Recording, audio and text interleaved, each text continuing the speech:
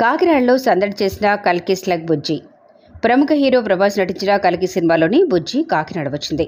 Kakinada ఎస్ఆర్ఎన్టీ multiplex వద్ద బుజ్జి సందడి చేసింది. కాకినాడ పట్టణం నలుమూలల నుంచి వేల సంఖ్యలో జనం గుమిగూడారు.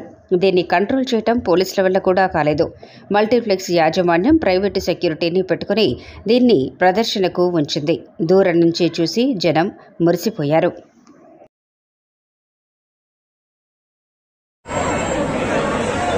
ఆడియన్స్ పలకరించండి, ఇలా చేయకండి.